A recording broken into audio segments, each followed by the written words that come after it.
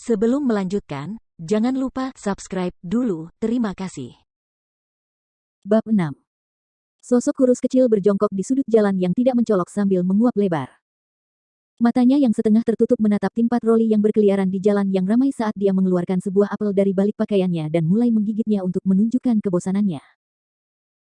Berpakaian compang camping seperti pengemis, tua, compang camping dan kotor, wajahnya yang kotor bahkan ternoda lumpur dan debu, rambutnya terbungkus kain compang camping, tampak seperti pengemis kecil kurus kering yang kekurangan gizi. Tak seorang pun akan menduga bahwa orang yang telah membuat marah wali kota itu hingga memerintahkan pencarian habis-habisan terhadap wanita dari rumah bordil itu adalah pengemis kecil di sudut jalan ini. Sungguh sial. Bagaimana aku bisa keluar dari sini? Bahkan jika aku punya kesabaran untuk menunggu, racun dalam tubuhku tidak akan mengizinkannya. Sambil menggigit apel itu, Feng Jiu mendesah pelan. Jika dia tahu bahwa pria vulgar dan menjijikkan yang dia bunuh tadi malam adalah putra tunggal wali kota, setidaknya dia akan membiarkannya hidup, dan wali kota tidak akan mengerahkan semua penjaga untuk menyisir seluruh kota untuk mencarinya. Tapi, siapakah lelaki berjubah hitam itu? Pembunuh. Mengingat energi yang telah mengelilingi tubuh pria itu ketika dia melakukan gerakannya, dia mulai merasa sedikit gelisah.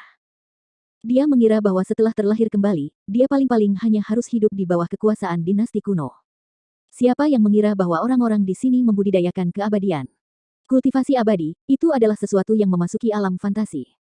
Tetapi mengingat kembali fakta bahwa dia, seseorang dari abad ke-21, bahkan telah terlahir kembali di tempat terkutuk seperti ini, membuat segalanya tampak tidak aneh lagi.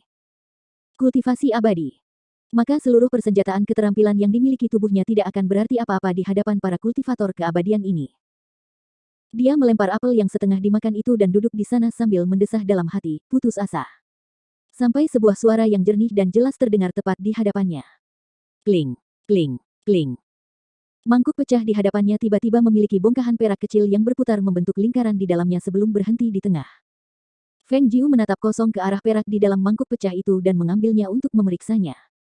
Rasanya tidak berbeda dari batu biasa kecuali bagian luarnya yang terbuat dari perak.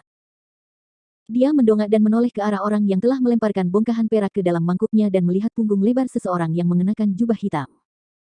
Dia berjalan perlahan, langkahnya ringan namun tegas, dan aura dingin terpancar dari seluruh dirinya yang membuat orang-orang menjauh darinya. Dengan memutar kepalanya, tanpa berpikir panjang, dia melompat untuk meraih kaki pria itu, sambil meratap dengan suara keras, "Woho! Kakak ipar! Akhirnya aku menemukanmu, oh kakak iparku." Pria itu tiba-tiba menghindar dengan cepat dan dia akhirnya meraih udara dan dia jatuh ke depan karena momentum maju, kedua tangannya tergores dan mengerang kesakitan. Pria berjubah hitam itu mengerutkan kening, tatapannya yang tajam dan tajam menyapu pengemis kecil di tanah sebentar, sebelum dia melanjutkan langkahnya untuk terus melangkah maju. Dengan sekali lirikan, dia dapat memastikan bahwa pengemis di tanah itu hanyalah orang biasa yang tidak berlatih kultivasi. Tentu saja, Feng Jiu saat itu hanyalah orang biasa. Sedikit kultivasi yang dicapai pemilik tubuhnya sebelumnya telah sepenuhnya hancur oleh racun yang dipaksakan Su Ruoyun ke dalam mulutnya, dan dia sekarang hanyalah orang biasa yang tidak memiliki kekuatan kultivasi apapun. Dan justru karena itulah ketika para kultivator keabadian itu melihatnya, orang biasa yang tidak memiliki kultivasi, akan mengendurkan kewaspadaan mereka terhadap orang seperti dia.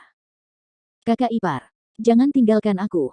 Wah, aku sudah sangat menderita sebelum akhirnya berhasil menemukan kakak ipar. Kakak ipar. Dia bangkit dan menerkam sekali lagi, jatuh beberapa kali lagi, sampai akhirnya, pria berjubah hitam di depannya berhenti. Kakak ipar. Kesempatan itu tidak boleh dilewatkan. Feng Jiu menggenggam kedua tangan dan kakinya untuk memeluk kaki pria itu, berpegangan erat, sambil mengangkat matanya yang berlinang air mata, dengan sedikit rasa malu, untuk menatap pria itu. Dan ketika ia melihat wajah lelaki itu, mulutnya tiba-tiba berkedut tak sadarkan diri, kaki yang dipegangnya erat-erat seperti koala, mungkinkah ini sebuah kesalahan?